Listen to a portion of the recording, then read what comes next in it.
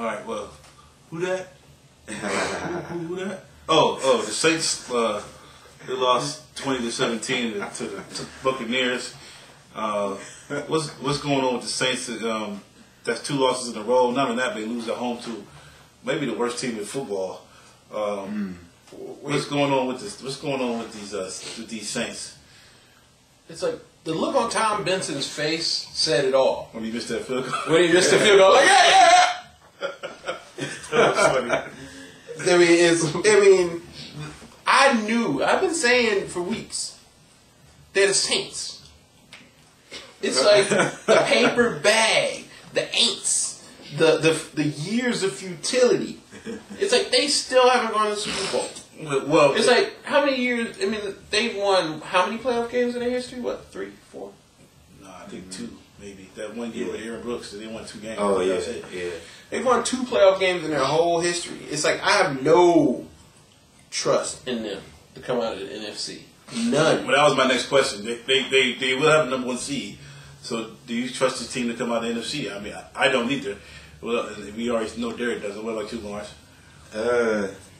Yeah, I kind of, I'm starting to agree more with what you were saying like a few weeks ago. They seem kind of like a momentum team. Actually, I think it was the New England game.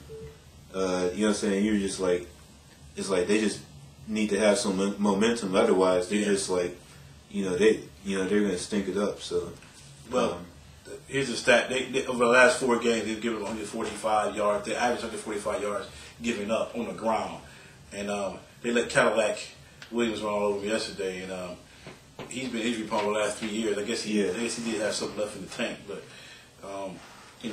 that's pathetic to lose at home to Tampa. But guess who they get this week? The only team in the NFL that has 2,000-yard rushers this year. Oh yeah, Carolina. Exactly. Oh yeah. We'll get to that. That's right. I don't think that game made the list, but that will be an interesting game. Next game was Denver at Philly. The Eagles. Right now, maybe the hottest team in the NFC. Mm-hmm. They got out to a big lead. They let the Broncos come back, but then they sacked up and won it in the end. Do you guys trust the Eagles to get to the NFC title game or to the Super Bowl? I trust them to get to the title game again, depending on where the seedings go. But I do not trust them to win it because how many has Diamond now lost? 4 NFC title games. Mm-hmm. I mean, it's like this. They're a good team. They're an elite team in the NFC. Say they're the Buffalo Bills. So. Nah. At least the Bills got there. The Eagles got there once. They're Cleveland Browns. Yeah. The Eagles got there once. Yeah, with T.O. But they got there once, which makes them one better than the Cleveland Browns. But I don't trust their defense. Their offense is explosive, but their defense is too inconsistent. Especially at middle linebacker, every week they get somebody different in there. They don't know who they want to put in there. Yeah, I got a feel next week you might be starting the middle linebacker for the Eagles. All right, next game is the Jets at Indy. This is a big controversy game. Indy was up going in the middle of the third quarter. They take the starters out. Jets go on run away with it from there. One question to you guys: did Calhoun make the right decision? Hell yeah, because Peyton Manning's ready for the playoffs. Okay. And if somebody fell on Peyton Manning's leg, they'd be burning crosses on his yard in Indy. What about what they are doing it during the numbers? Everybody Indy won the 16-0 season. No, man. That helped the Patriots a lot a couple years ago, didn't it? Well, in my opinion, it was me. I would have went for 16-0. But I can't fault them for not doing it. Right. Yeah, definitely. So to me, I leave it up to the coach. It's like Bobby Bryant, it's his prerogative. Mm-hmm. Whatever he wanted to do, I can't argue with it. Yeah, I mean, I believe you should try to win every game, but yeah, at the same time, you still want to, you still want to keep your main players safe. And so, yeah, that's the other thing too, because I mentioned maybe last show. They're going to have a bye. Yeah, that's the other thing I was thinking about too. Why you might want to play them all the way out. You want to get a bye. You don't want to sit them down, end up having 3-4 weeks off. Yeah, and then you're really rusty. Yeah, but I mean, as long as they at least play him a little bit, you know what I'm saying, then take him off, that's fine. But yeah, you still want to try to win every game. But I mean, it's like you said, it's his prerogative. So all right, last game. You play to win the game.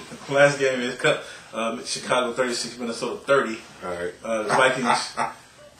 Yeah, so Derek loves that one.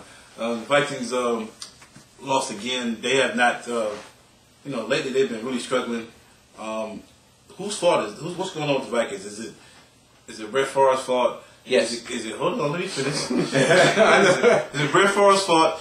Is it? I forgot the guy's name. Brad Childress. Brad Childress' fault. Is it the defense? What's going on with the Vikings? I think it's partially the defense to let the Bears, get off. How many? 36 points. Well, I can say defense last game, but let's go over the last 3-4 games that they've been struggling. I'm not talking about last game. Definitely it's defense. Mm-hmm. The way Antoine Winfield got burnt yesterday, that was pathetic. Yeah. There's a couple plays where he made some bad decisions, and sometimes he would give up too much space. He have soft coverage, and sometimes he just got straight burnt. Yeah. But he's come off the ankle injury. He doesn't appear to be limping or anything wrong, but he's not the same player. Definitely. Right. Yeah. All right, Jerry. I know you want to say whose fault it is. Go ahead. You just hate no Winfield because he went to O-State. No, I'm just kidding. But I definitely think Brett Favre is probably the most disrespectful player I've ever seen in the NFL. Next to Bill Romanowski. Okay, seriously, but is it his fault though? The reason they're struggling, Absolutely. It's like he showed some of the players some things that made them better players. That's fine, but he has not.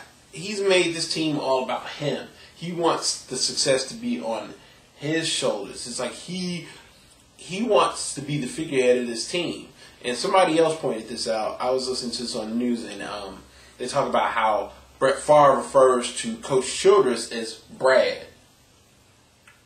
Who else calls their head coach at any level by their first name? Nowhere does that happen. It's like, and Peyton Manning is the man in Indianapolis, right? Jim Caldwell's the new coach.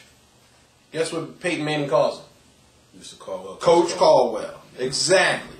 It's like that's just a breach of respect right there. I mean, that's just symptomatic of, and that affects the whole organization. But that's not Childress' fault for letting him be disrespected like that. You can't just be punked by your quarterback like that. Not only that, but Childress is a punk, but that's a whole other story. We already knew that. The reason why he doesn't keep that balance between Favre and Peterson is this team should be built around Peterson.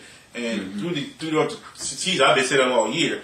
They still don't give him the ball enough. No, lately he's struggling. Luckily, he's been struggling because he doesn't know how to mix that offense up to get both of them involved to keep the offense flowing.